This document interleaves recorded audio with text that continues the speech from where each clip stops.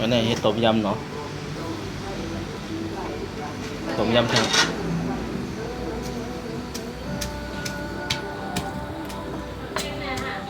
ฮะต้มยำปลากระป๋อง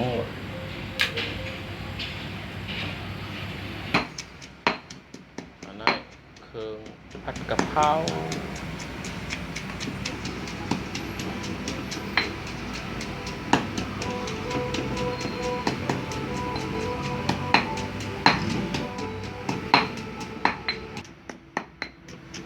ละเอียดแล้วตำหมกพริกพอหอมอ่อนนะวะ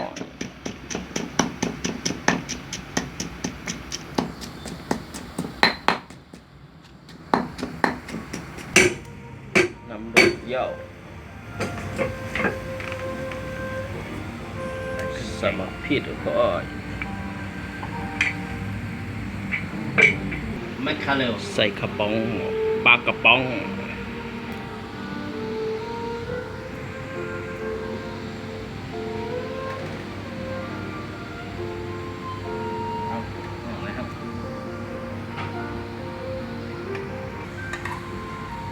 ปลามลงน่ะปลาตัวใหญ่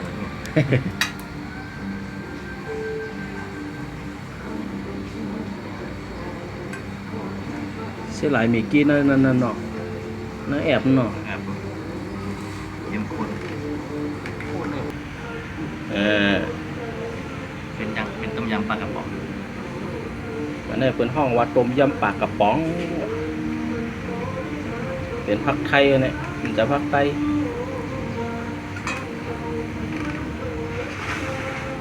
เมื่อไหร่เขาได้มากินข้าวกันในแทงวันหนึ่ง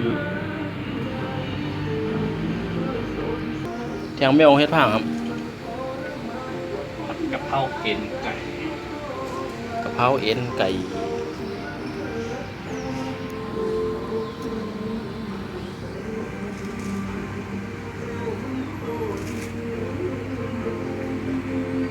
เป็นสมัยนางแล้วกินโอ้ย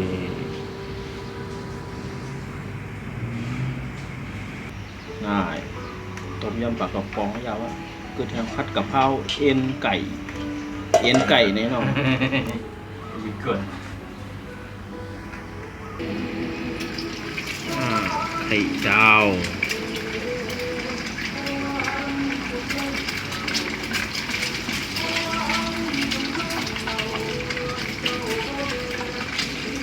เหมือนได้เจมิลเลยเนาะต้มยำเนี่ยเนาะต้มยำไข่ดาวผัดกะเพรา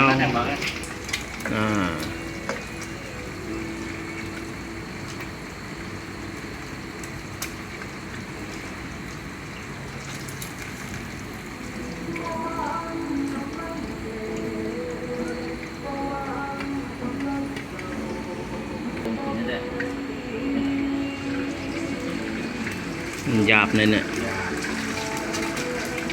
เป็นทุกอย่าง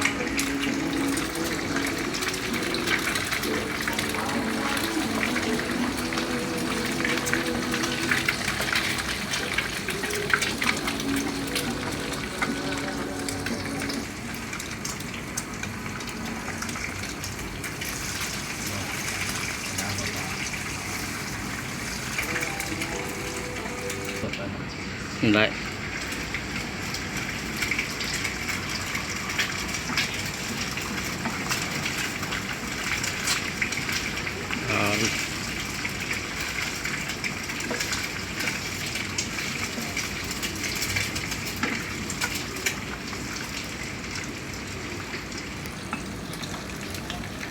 โอ้ยที่สาม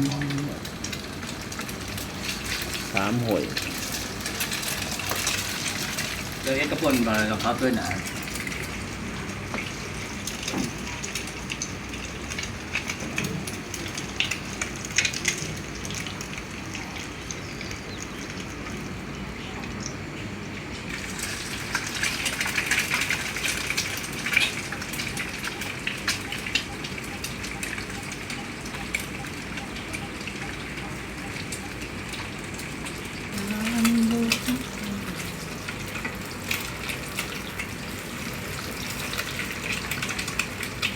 อันนี้ไข่ดาวแบบซุก แล้วแบบซุป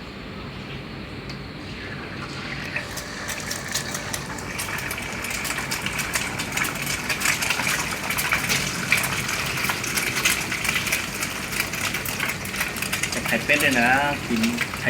ๆเคี่ยวหนาไข่เป็ด ข้าวต้มต้มก็ที่บ่อยแต่งให้กินมีแบบหมด ไข่ไก่ได้นาเดมดเนาะ แล้วเปิดเป็ดดูเปิดเป็ดไข่ นี่ก็เราบางต้อง บางต้องนะ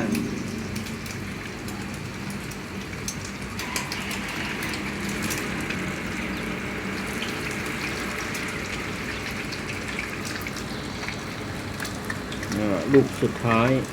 ยสุด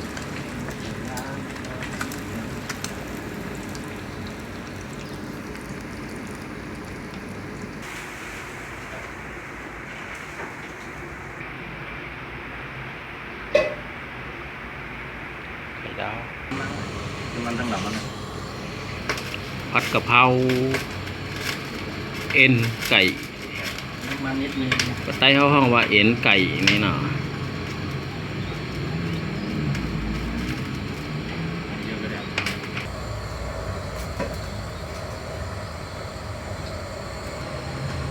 จับเล็กก่อน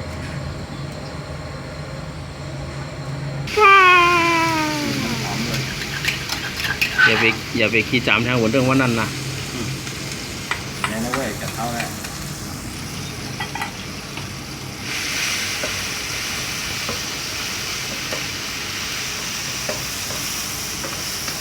หลวกกากไม่ค้นให้ไหนเต้เนาะมันเต็มเลยล็อกเนาะ เอาเด็กตอนนั้นร้องหมดอ่ะมันเป็นนิดจัง พริกกระเทียม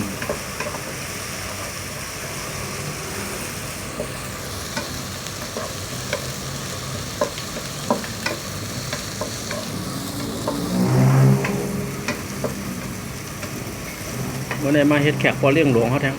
1 วัน อันนี้โล่งนะ พอเลี้ยงกาดคลองเตยว่ะ อันนี้โล่งมันนะแล้วพี่น้องใส่ครับใส่ชิ้นเล่งใช่ไหมใส่ทำมาเด็กทาแล้วมอง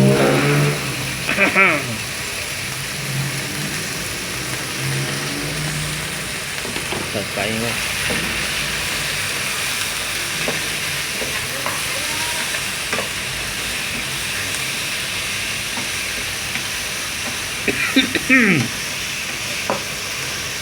เริ่มเป็นกะเพราแล้ว คนไข่แก่นะก้อย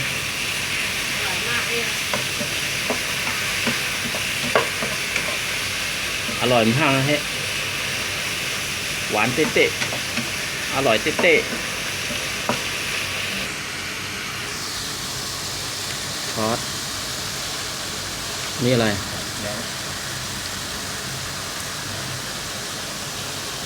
เอารสดีหน่อย อร่อยชัวร์รสดี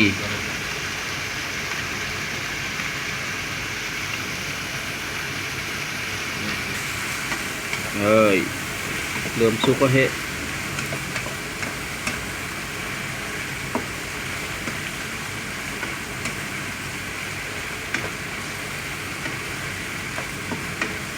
น้ำมันตับใส่น้ำน้องออกมากล้วยนะ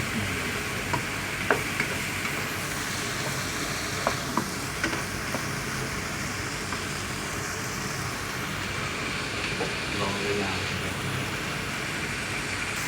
หน้าตาก็น่ากินพ่อครัวก็หล่อ แน่นอน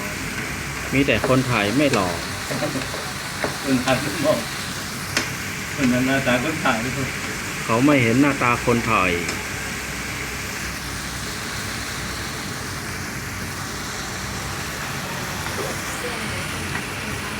โอ้โห เอาน้ำตาลนั้น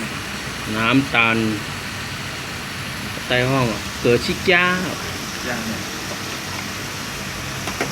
ของหวานนี่หรือหวานนี่ต้อง เกลือหวานก็จะเกิดชิก้าก็จะโซโล่ในห้องของหวานนี่ อืมชั่วโมงประมาณนี้อ่ะ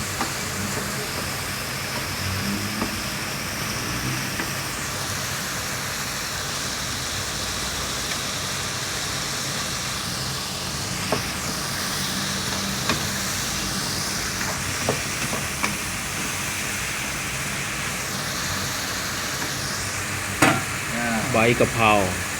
ใส่เข้าไป กินล้ำเลยเนาะ ฮะ กินล้ำเลยเนาะ ขอใต้ห้องเองจิ้มลำเลยฮะเนี่ย กินล้ำ เปลี่ยนไต้ครับ เปลี่ยนไต้แบบรู้จักเจโมดของคนไหนได้ เพราะว่าบอกกับเขาเนี่ยใต้มันจะ จิ้มลำเลยเนาะ กินล้ำ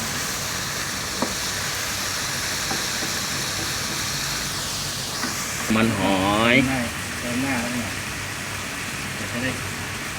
ราบรื่นอ้าวจบ เรียบร้อย รับได้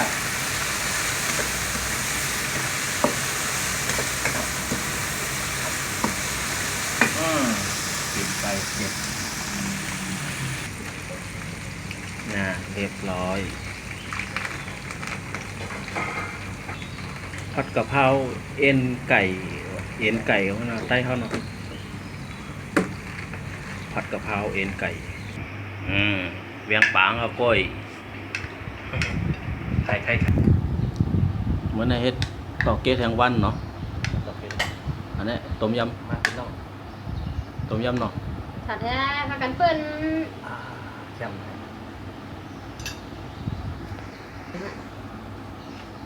เล็บเลย ก่อน ไม่เลี้ยงเขากินตั้งอะ เดี๋ยวอย่าไปใส่กระลอกต้องกิน ได้ไก่ย่างไก่ เนื้อไก่อุบ อร่อย มาชมค้ามาค้ากินข้าวจ้ำกันฮะได้ก่อนได้เจปวันปูเมือง กูว่ากูเมือง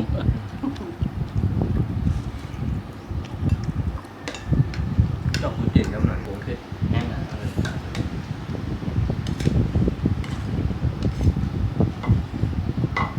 แต่มันพากันเนี่ย ปลาบึงค้าได้ด้วยนะ นั่นเรียบร้อยหมดเหลือไก่อินต้มยำเมียนออดไข่5 หอยเหลืออยู่หอยไปนะโดยหมอเขา สีก็มองเข้าอุ้ยเลยนะ ต้องอร่อยเนี่ย เอาอะไรค่ะ แต่ว่าแพนแมนยูหวังว่าใส่เสื้อเซียวซีหวังต้องใช้ลายของ